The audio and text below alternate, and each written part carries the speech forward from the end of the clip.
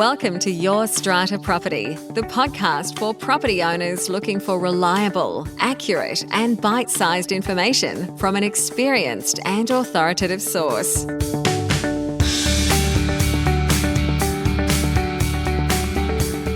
Hello and welcome to this week's podcast episode. I'm your host, Strata lawyer Amanda Farmer, and my guest this week is Robert Anderson. Robert brings over 30 years' experience in Strata to our conversation this week.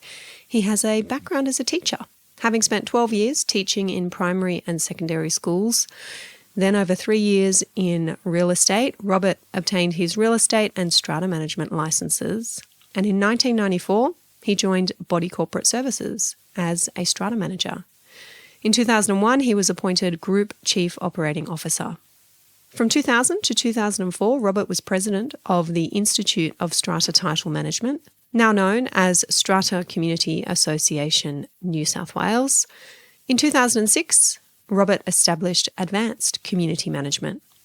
During his time in Strata, including as a consultant, Robert has been involved in the setup of some of Sydney's most significant multiple dwelling developments, including the Finger Wharf at Woolloomooloo, the Horizon at Darlinghurst, Moore Park Gardens and the Cove apartments. Since selling his business in 2023, Robert has continued to work in the industry as a locum, sitting in for managers when they're on leave. In October 2024, Robert was elected to the SCA New South Wales board and is its current president. To share with you how SCA New South Wales and its president have responded to what some have described as a crisis in strata management over the last 12 months, I'll take you over to my chat with Robert Anderson. Robert Anderson, welcome to the show. Thank you, Amanda. It's good to be here with you. Robert, you've been working in Strata for over 30 years, long before most people even understood perhaps what a strata manager did. And in that time, no doubt, you have seen Strata evolve dramatically. If you cast your mind back, what's one big change in Strata that stands out to you, good or bad? Well, there's always quite a few, but I've got down two that I want to say. Like, what's bad but good, I'd call the first one, which was actually COVID-19. And what that did, it changed the industry to move into the 21st century, in my view. We moved to online meetings, and I found when I was doing strata committee meetings face-to-face, sometimes there was quite a bit of tension in the room. The online meetings dissipated a lot of that, so discussion was more focused. And it got away from meeting in garages for some managers at 6:30 p.m, and I didn't do those, but others did. More owners were able to access the meetings, so if people were living in the United States or in New Zealand, those owners were then included, so it was more inclusive. The biggest change for my company was we got it 95% of owners onto email, whereas before to send out levy notice by email might have been 50%.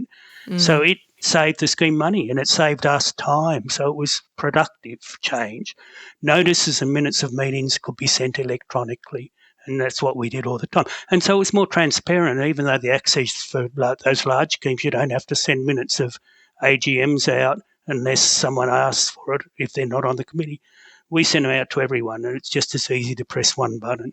So pre-meeting voting came in, and the other thing that changed with COVID was SCA started doing webinars for managers. So they were the big changes, and they were positive changes. I'll do one more, which is good but bad. So this was a good change, but the effect is difficult, was the Design and Build Practitioners Act. And it's good for new schemes, but for the existing schemes, it is a cost impost. I know of an example of where it was just a Juliet balcony that had to be re-waterproofed and re-tiled and fixed. They had a quote before Design and Build Practitioners Act, $7,000, and they didn't do the work before, so they got caught up in it, and guess what? The cost was $50,000. I believe it. Yeah, and so it encourages suspicion of strata managers. It encourages owners' corporations not wanting to comply with the legislation, and therefore it makes the job a little bit harder. As I said, good for new buildings. And the way that we managed was we wanted to do it once and we wanted to do it right. So it doesn't really add anything. If you're doing it right the first time and doing it once, it really didn't make the job any better than it would have been otherwise. So there's two things. I love it. If we fast forward to just the last 12 months, Robert, there has been significant, I'm going to say, media coverage criticising the performance of strata managers, the conduct of some strata managers. Do you think the media has been fair in its portrayal of the strata management sector? Are there any misconceptions maybe you want to take this opportunity to correct? What I'd say is that the media commented on 3 or 4 companies and not necessarily the individual strata managing agents. So there's bucket loads of strata managers agents at the coalface. And what happened with the media spotlight, I guess it tarred everyone with the same brush and demonised to an extent strata managing agents, all of them. When you've got trust money involved, there'll always be some bad actors. And it's not confined to strata management. When, the lawyers and others where there's trust money, it sometimes happens. Strata management's quite difficult and it's become increasingly complicated job. And sometimes it's like herding cats, herding an owner's corporation to move towards repairs and maintenance. The majority of strata managing agents in companies, they want the best for their clients and their employees. There's no doubt about it. And I've been around since I became president and we've seen a number of the strata management companies. They're vanilla companies. They just do strata and they want to do a good job and they do a good job. So it created an atmosphere of suspicion. It also created an issue within the industry for managers. They started to question why they're still doing this job. It makes it a little bit harder to retain people or bring people into the industry. And the industry needs professionals, needs people that have got what I call common sense. That's the thing you want. But the misconception in the programs that annoyed me personally the most was the use of the emotive word kickbacks. Right. Because if it was disclosed in the agency agreement and in writing, it's not a kickback, it's a commission or it's a payment. So using the word kickbacks all the time created a perception that there was something going wrong when it may not have been. It may have been already disclosed. So that's the one that I thought was a little bit unfair to continually use that word. And we're now in a climate of disclosure being the hot topic of conversation in New South Wales, new legislation in February imposing more disclosure obligations on strata managers. You've mentioned the word there, commission. Robert, where does SCA stand in this discussion about disclosures and commissions? Are these things that you're hearing from members? They want commissions to continue? They think disclosure is enough? What's SCA's position in that conversation? Well, members have got different views. So some members want commissions to stay. Some members say, well, we've been fighting this or we've had this for 30 years, this conversation. Maybe it's time. So SCA doesn't take a definitive position on that sense because members have different views.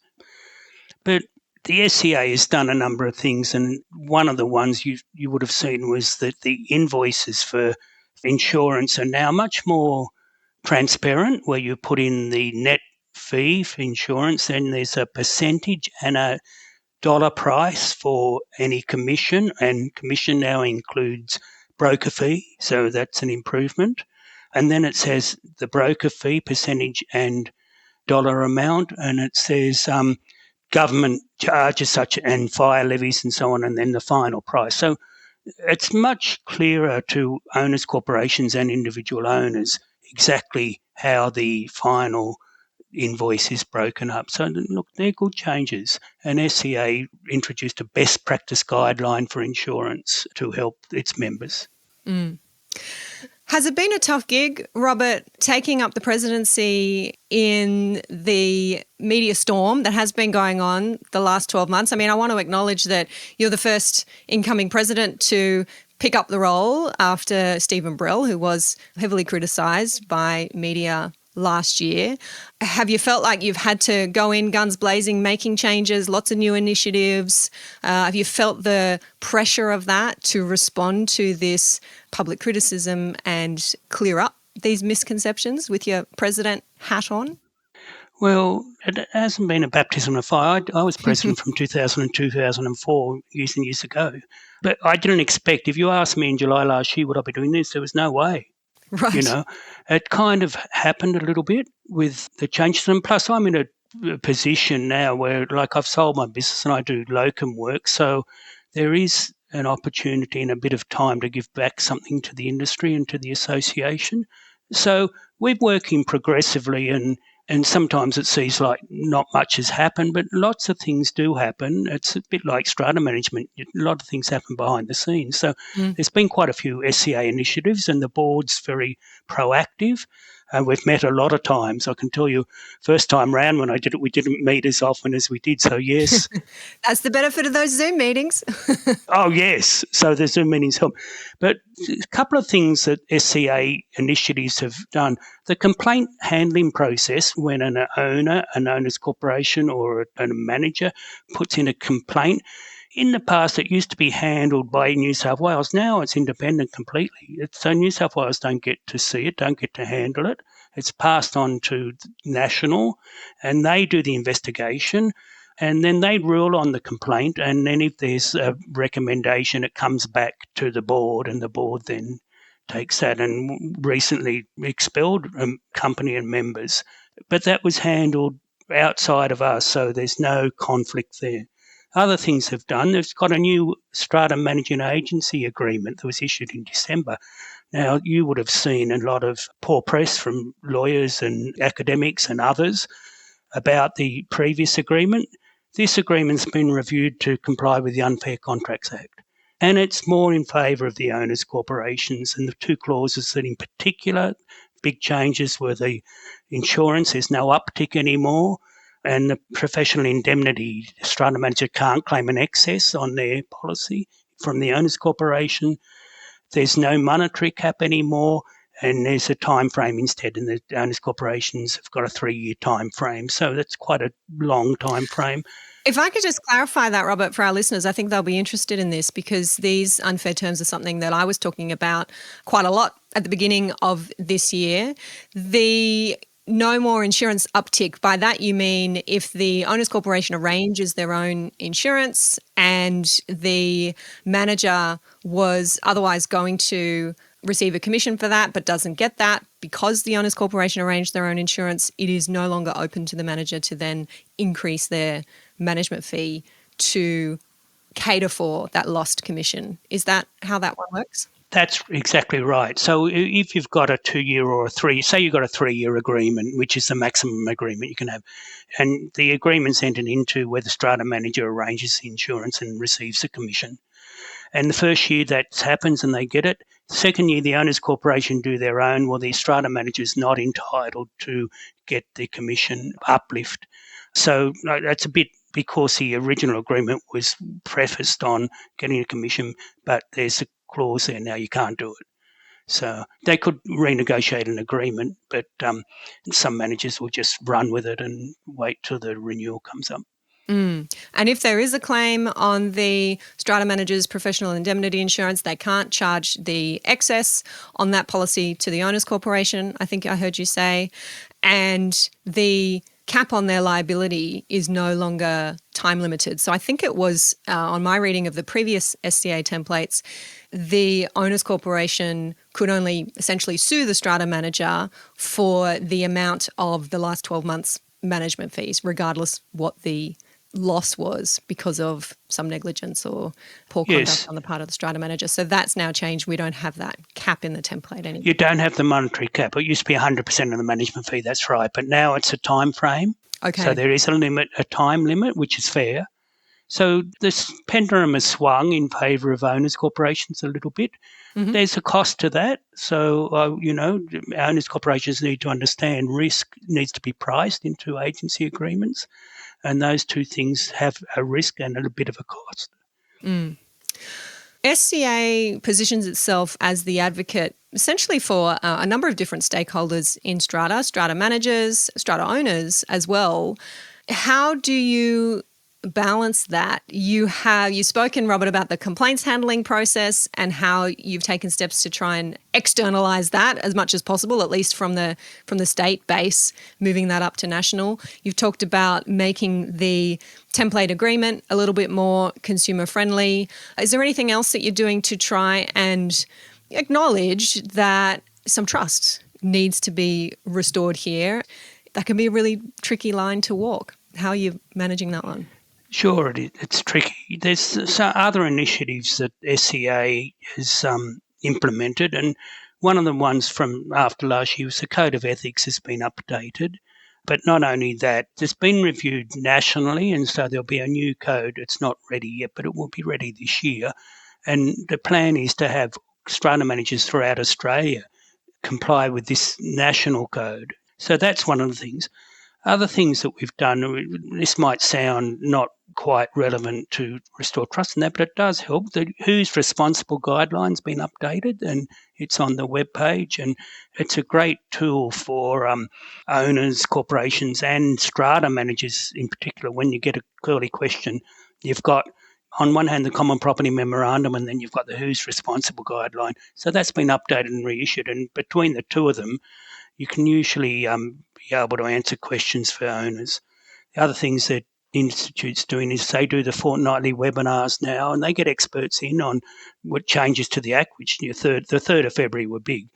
And one thing that I haven't mentioned, but they're members of the Professional Standards Scheme now. That requires extra 6 hours of webinars per year and then 3 compulsory topics as well. So there's more training, there's more education. It's a progressive improvement. You won't see, it came in 4 years ago. You wouldn't see an improvement just in 6 months, but over a period of time, 5 years, and that you will see that their strata managers are better trained. SCA National is applying for a registered training officer, so they can do the, I think it's the AS100 course for strata managers.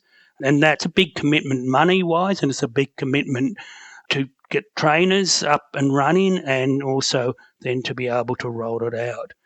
But one of the important things onto your question about improving the trust and that, what SCA and SW is doing now, it's rolling out mandatory audits onto the strata companies. It's not there to try and cut them out. It's there to try and improve them. Hey, you haven't got your supervision guidelines updated, they're not correct, or you haven't got them in place. But remember, 80% of our managers are small, 6 employees or fewer. So it's important to be able to help them. So, and the audits have got a number of listings. So that is being rolled out this year. And when I went around with Scott Martin from SCA to see strata management companies, they're quite appreciative of that. They embrace it. So those are some of the things we're doing to improve the trust. And the other thing is the strata managers just doing their job. Simple as that. You mentioned there, Robert, some recent law reform and assisting managers with that. I mean, in New South Wales, we've had some sweeping changes and there's more coming later this year when the Strata Legislation Amendment Act 2025 finally commences. You're connecting with members, you're going around visiting their offices. Are you seeing any pushback or maybe fatigue from strata managers who are dealing with this it really is constant legal change? How are they handling it? Well, it's tough. Like there was 2 changes to legislation last year. There's 1 this year already. And as you foreshadowed, there will be another one this year. And then there's insurance commissions as well. The hardest one was the last one in 2024 that started on the 3rd of February. They caught people a bit short because they came in November, and I think then to get the advice from the lawyers and that were on holidays, people don't really concentrate on it until the date it starts. And so for February, suddenly, lo and behold, it was there. A lot of the changes, look, this is my personal opinion, they're reactive changes as opposed to proactive changes. I agree. Like I've been around a long time, so these reactive changes started with Regis Towers 22 years ago, and they've been going ever since. Tell us about that. People who may not know the Regis Towers story. Well, Regis Towers was a Meriton building. There was a fire order on the building. They couldn't comply. But two of the changes were good. Like the Strata committee was meeting with the lawyers and they run up a big bill and the owners' corporations didn't know about it. So out of Regis Towers came the rule that originally it was $750 or $10,000, whichever's the greater, I think it was.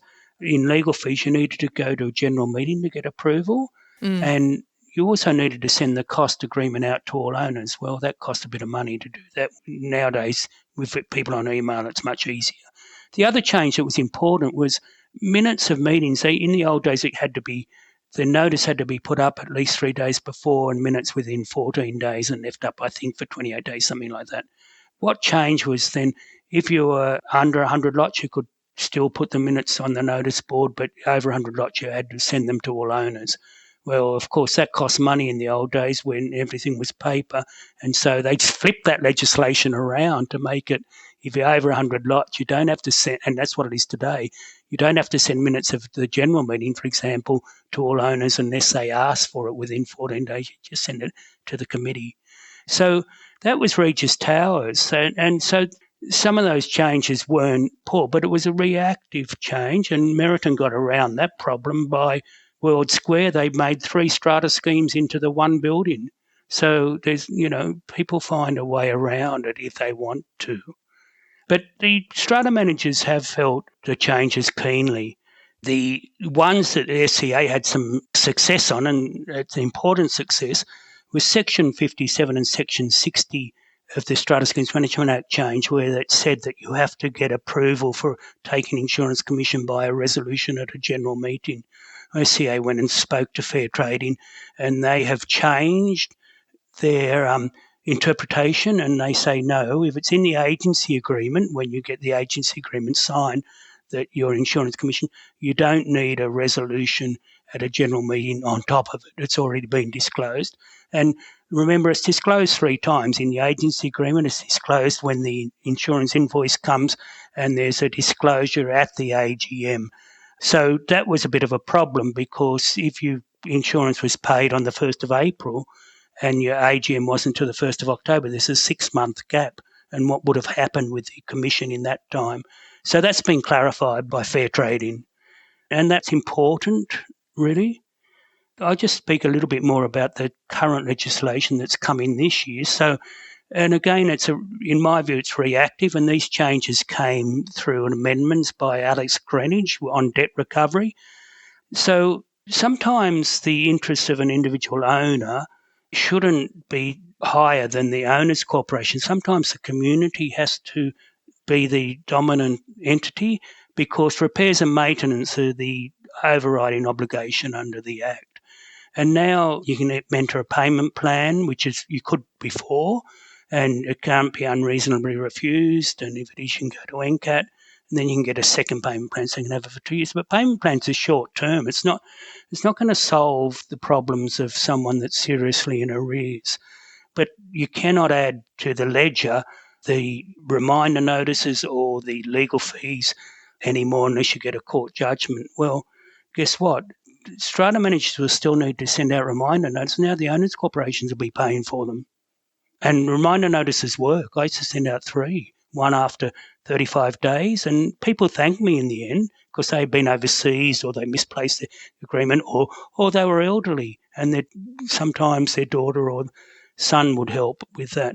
And the second one will go out after 2 months, and the third one will go out when there was 2 levies in arrears. So that system actually worked. It wasn't broken, and the number of people in bankruptcy, Alex Greenwich said 16 to 20% or bankruptcies. Well, that might be right, but only 10% of bankruptcies are creditor petitions. And there was only 235 bankruptcies in New South Wales in 2024.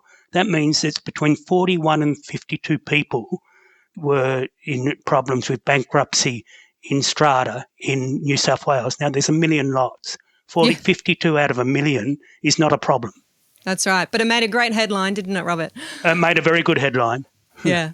Look, I agree with you on those amendments. I think they're going to be very difficult for owners corporations that have expensive repair work to be done, often according to deadlines that might be set by the tribunal. The money's not going to be there. They're going to have to be forced onto payment plans with owners who, I agree, are not going to be able to pay anyway. So we're only delaying the inevitable. I think from a practical point of view, the managers who are on the ground, the lawyers on the ground dealing with these types of arrears situations, they can see that these reforms are just not going to the source of the problem here, the source of the problem being the incredible expense that people are put to in strata for remedial work, and owners going in having no understanding that they have a responsibility to contribute to that. Yeah, and look, there's other ways around that. They could have increased the from 10,000 to 20,000. The Attorney General would have, to me, increased the before you can go to a bankruptcy. That's a better solution than this, because remember, if you go back to the basic responsibility of an owners corporation is to repair and maintain, that's got to override the rest of it. Yep, I agree. Looking ahead, Robert, what is SCA New South Wales' vision for the future of strata management? We talked about what you've seen in the past and what's changed. What do you think is going to change in the future, and how's SCA planning to be a part of that? Well, the future is interesting. AI has got a big part to play, and it's already started, and there's some strata management companies are way in ahead of others where that's the phones are answered that way. And look, there's always been a pressure on price in strata management, like I want the lowest price, and strata management companies have been equally as guilty of chasing that down as owners corporations. I think that there may be a problem with recruiting staff, and the buildings have become more and more complicated. I'm sitting in a locum here in a portfolio. My goodness, the building defects and the whole process of that is the strata managers are very important in that process to get the experts, to get the access. Of course, all the access was not there. Then someone notifies a defect after the experts have been there that has to be added in. Then to get the lawyers and to get a deed, to get the builder to agree and sign the deed, or to go to court. So it's a big process. I'm not so sure that strata management for the small schemes will be viable in New South Wales. I think it could be managed overseas, like the payment plan's already managed overseas. And I don't see that getting a Class 2 licence wouldn't be, you can do the training, it wouldn't be that hard. So I just think if the focus is still on price, it's going to be very hard to maintain the small schemes being managed face to face. Because if you've got a scheme of 6, you've still got to have one AGM a year, same as a scheme of 200. And if you've got cladding replacement on a scheme of 6, it's less work, but there's still work to have to do that, or window replacement programs, same as a big scheme. So I just think that the future is Strata will always be there. It'll become more of a relationship manager, I think, than as opposed to something else. And AI will certainly be doing the work because it'll be price driven and productivity driven. I think you might be right about that, Robert. I would love for you to answer this last question for us. Leave us with your thoughts on this. If you could ask owners for one thing to help improve the working environment and the reputation of strata managers, what would it be? We've got lots of owners listening. What can they do to help? I always used to say, come and sit with me for a day. And to see what it is, because a lot of the work's hidden, and but it's no different in any customer relationship management in any of those types of business. I just think to understand the relationship is two ways. It's not one way, and we're working for you. And what an engineer once told me, and I always like this because it's true, we're here to help you. The problem you've got is the owners corporation's problem. It's not my problem, it's your problem. We're here to help you solve that problem. So if you understand that, and we're not the punching bag for everything that's an issue within the scheme. We can't make owners pay their money if they're behind in debts, or I can't actually go and open a door if someone refuses access. So we're here to help and support. If we understand that, I think that would be a way for everything to improve, for both sides of the party to improve, and to us to attract high-quality people into the industry and to keep them. Well, thank you very much, Robert Anderson, for your time today, for your many, many years of service to our strata industry. You've certainly seen it in all shapes and forms.